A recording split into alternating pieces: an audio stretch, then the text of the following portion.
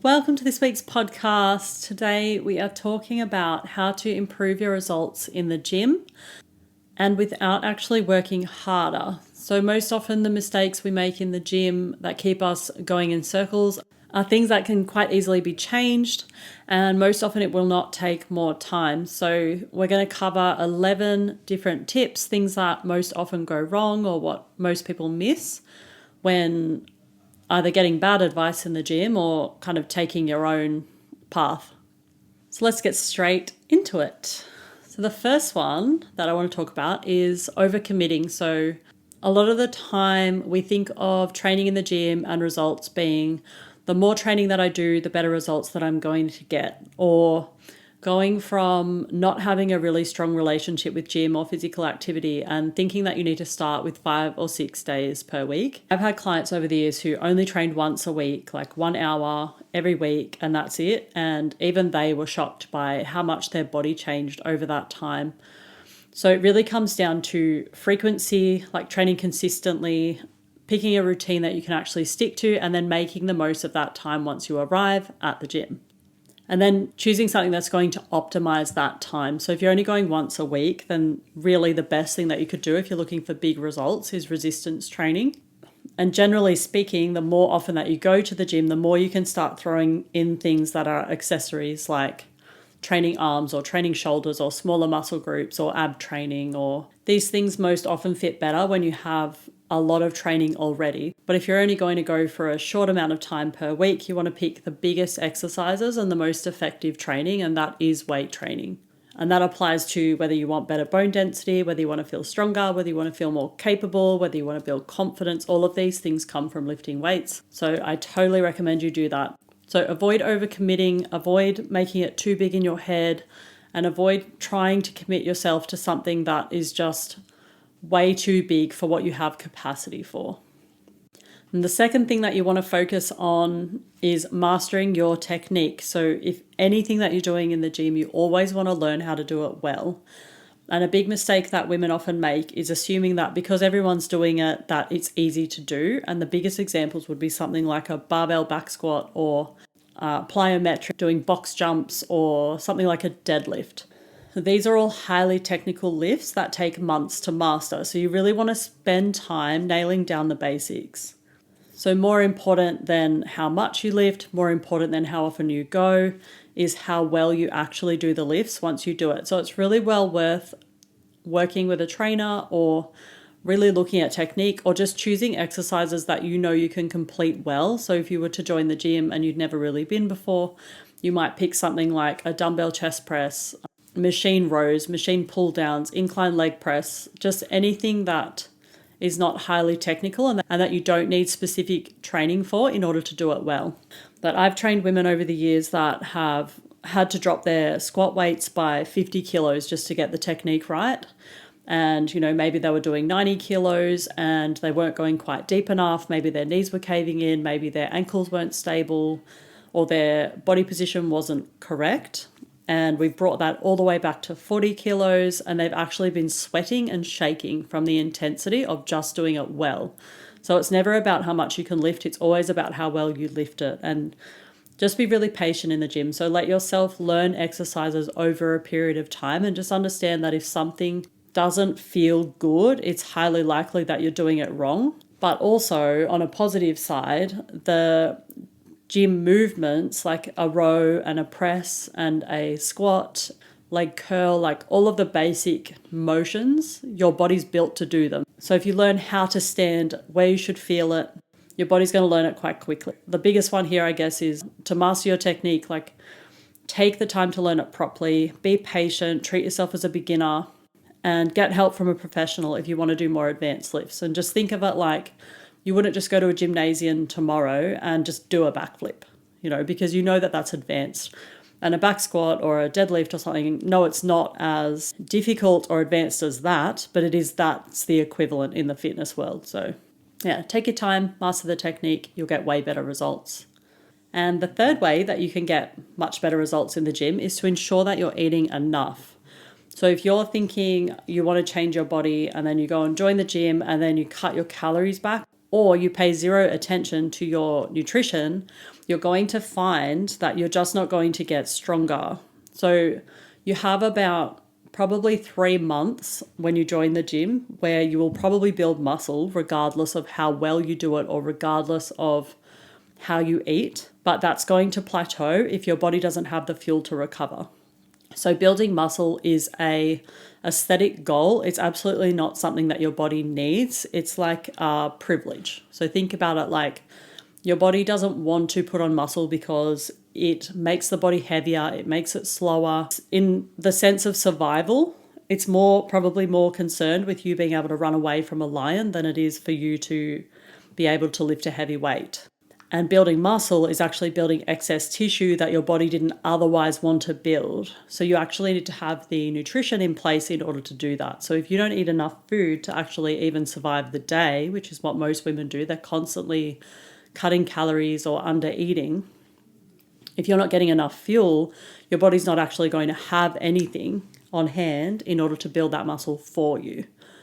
And the way that you can calculate this is your lean body weight. So if you think back to the smallest you've ever been, and just using this as a rough number, it's not an exact science, but if you use that number in pounds and times it by 16, this will give you the amount of calories you need per day in order to survive. So if I go with what I would say the average lean body mass that I come across as 55 kilos, so you want to times that by 2.2, which is going to give you your weight in pounds. So that's 121 pounds. And then if you times that by 16, you get 1936. And this is how much calories you would need on average, understanding that everyone has genetic differences. But this is the average calories you would need just to survive the day. So if you're trying to eat something like 1,500 calories, you are not going to have enough calories left to build tissue. And then the same goes for protein. That's really important as well. You want to have your lean body weight in pounds in protein. So that was 121 in that example.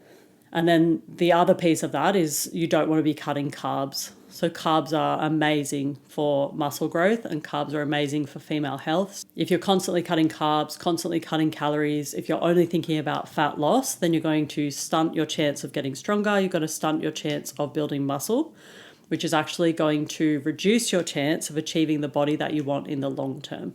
So just make sure you're eating enough food and that will help accelerate your results in the gym. Then the fourth one, I see this a lot, is not training specifically for your goal. So it's really great to do a bit of research around what is it that you want to achieve physically. So what are you going to the gym for? Because if what you're going to the gym for is strength or tone or bikini body, then it's extremely important that you don't do too much steady state cardio and that you really focus on building muscle. So you really want to train like a bodybuilder if that's your goal. And that's mostly weight training. And that very much comes down again to the second point that we talked about, which is mastering your technique. Well, all of them matter actually, and eating enough food is also very important for that goal. But an example, the most common one at the moment, which is women doing reformer Pilates because they want to get strong.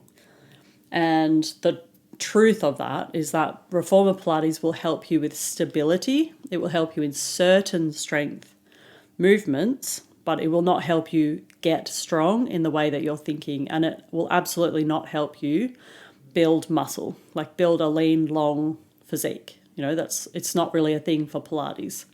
And then the same goes for if you're wanting to get strong, then going for a run 3 or 4 days a week, that's also not the answer. And so it's just knowing that you may see someone that has a really beautiful body and they run a lot or they're doing the Pilates or whatever, but understanding that these bodies came from different exercise routines, different genetics, and most often they are so conditioned that they've already built the foundational muscle. So most of my clients, when I start working with them, I will tell them no running, no cardio. Like we just take it all away because they all want to build muscle. They all want to get leaner at some point. So we take all that away. But once they're really strong, their technique's amazing. They've got a mobility routine. They understand stretching. They have consistent strength progression. Then we might add in running. And you just have to make sure it's away from your weight training. But by doing that, you're not chewing into your gains, but you're also already achieved the physique that you're looking for. So now you can look at like, what other skills do I want to have? So just make sure you're training specifically for your goal, and just be really honest with yourself around why you're doing certain activities. And I guess another small point there would be saying something like, I don't want to do weights because I don't want to get big and bulky.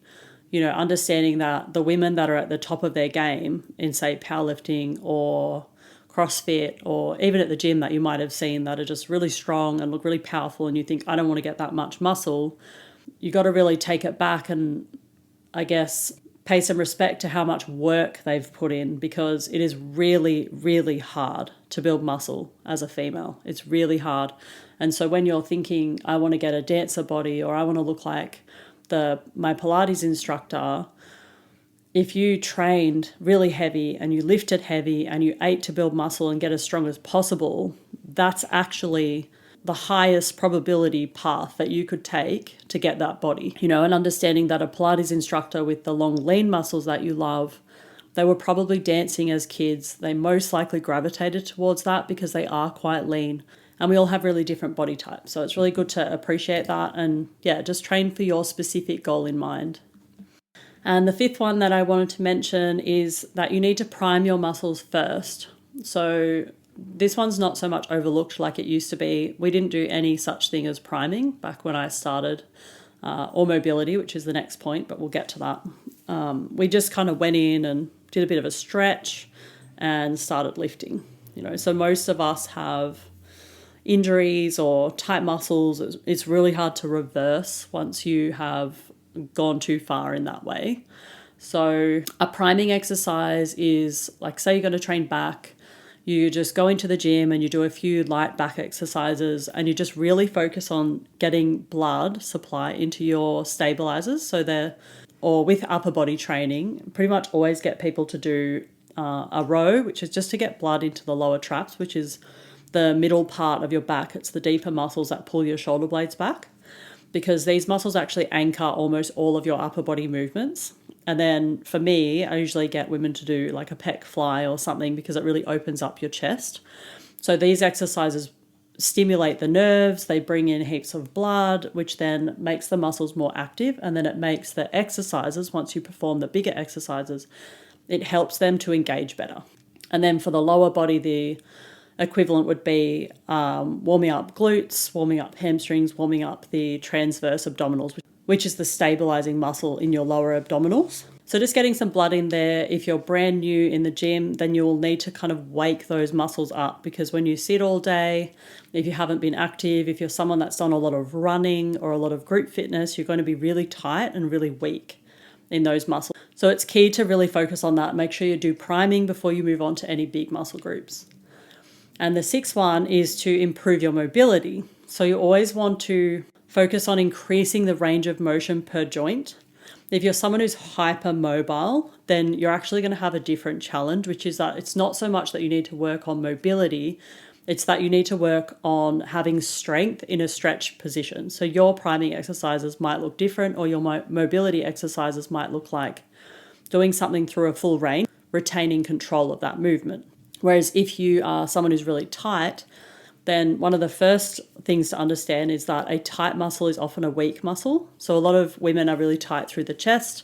So doing something like a fly on the machine or dumbbell fly just to stretch out under load will actually help to let that muscle let go.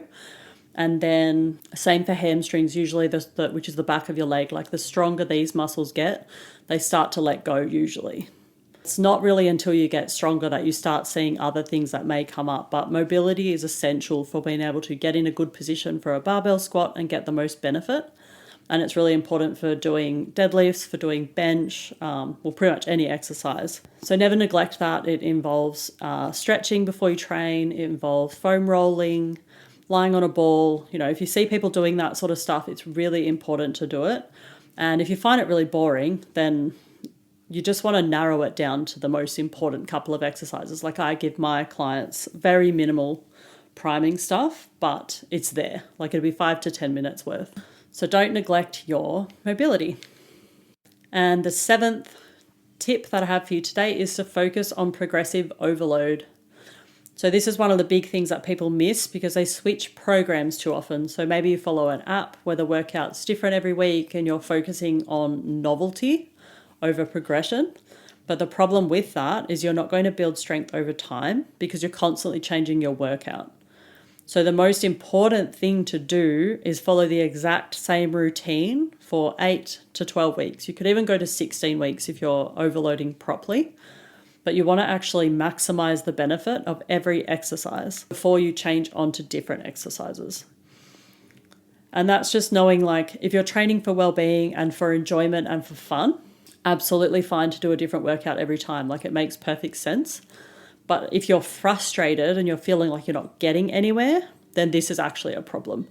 So having a structured weight training program is key. And it's just making sure that you do a little bit more every time you go. So if, let's say you've got leg press, 8 to 10 reps is on your program and you do 80 kilos.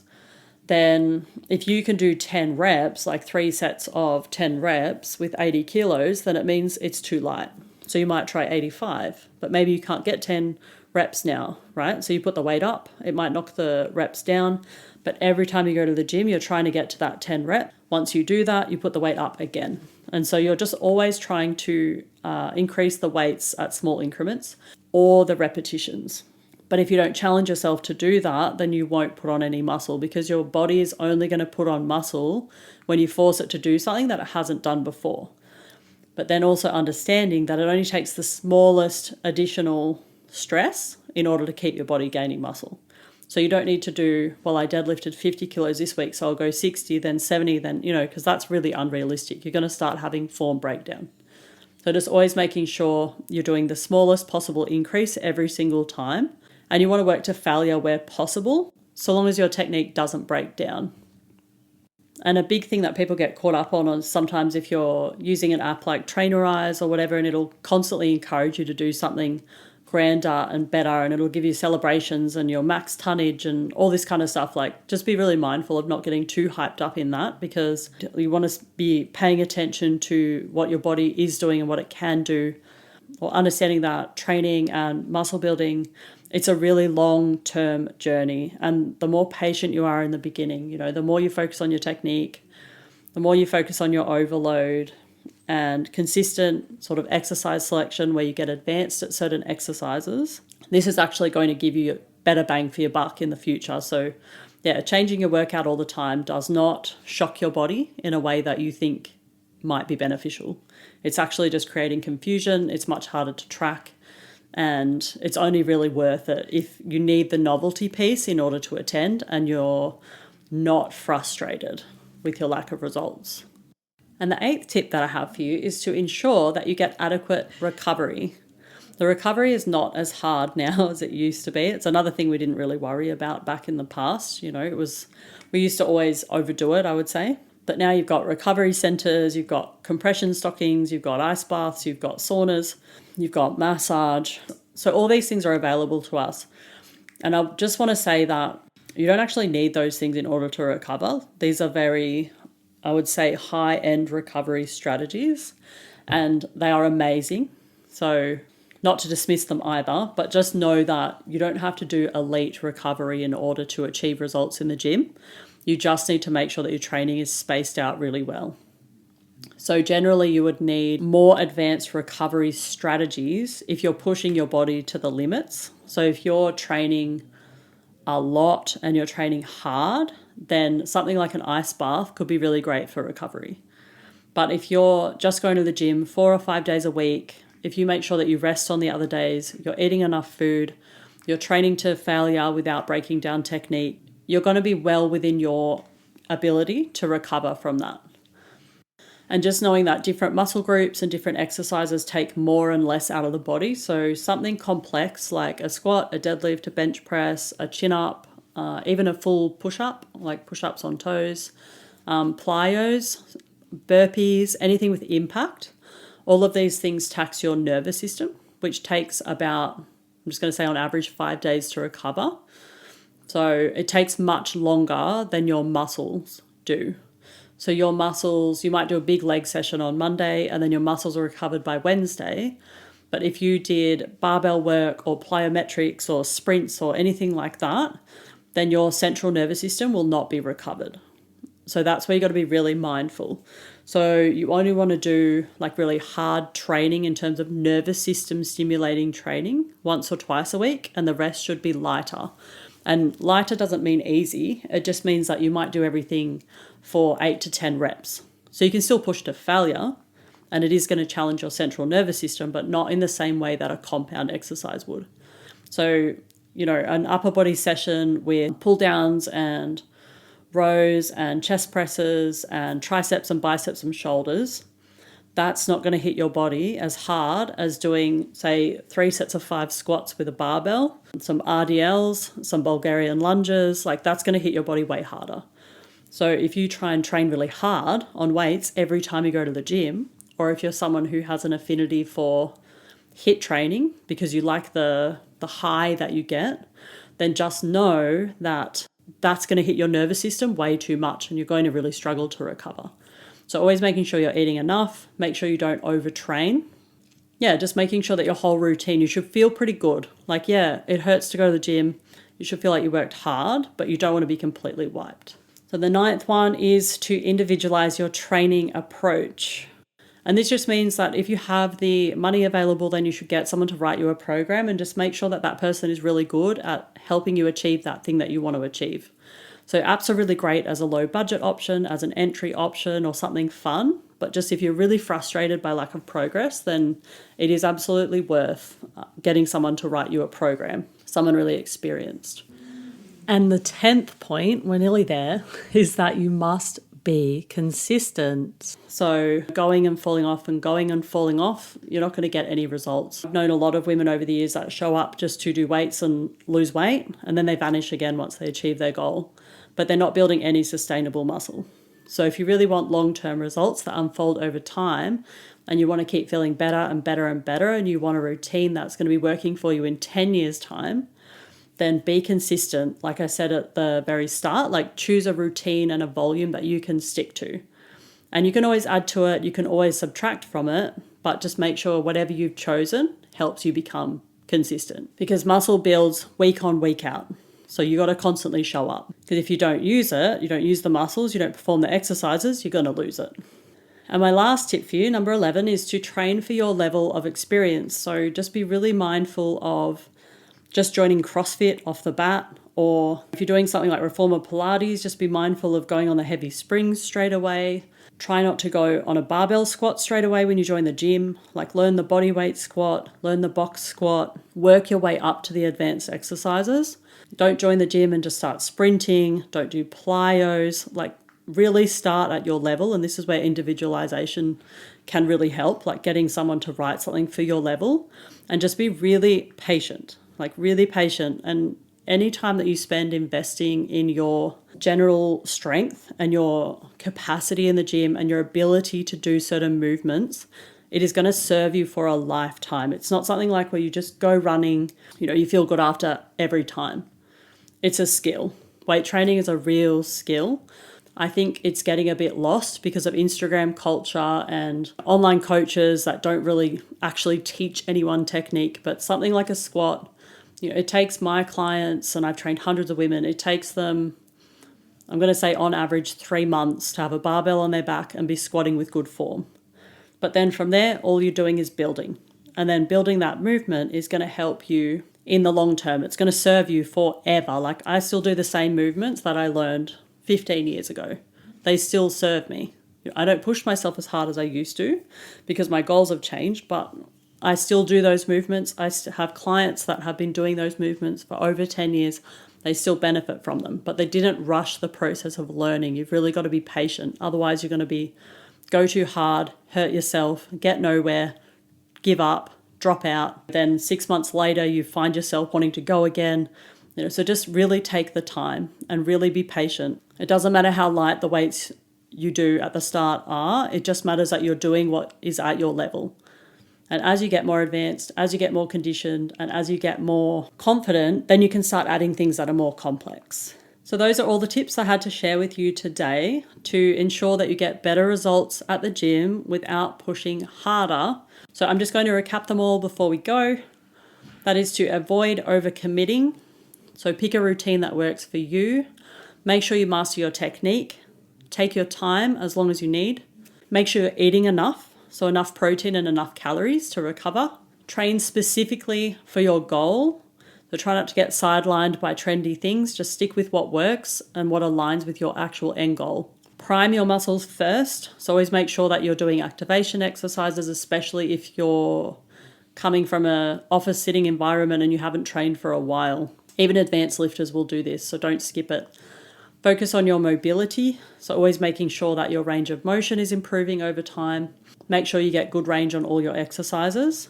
Focus on progressive overload, so gradually increasing the weights or the reps or the exercise complexity over time. Ensure you get adequate recovery. Individualize your training approach. Get extra help if you need it. Be consistent. Pick something that works for you and don't give up. And train for your level of experience and your level of ability. So that's all I have for you today. So 11 ways to improve your work at the gym. I hope you found that really helpful, and I will see you next week. Bye.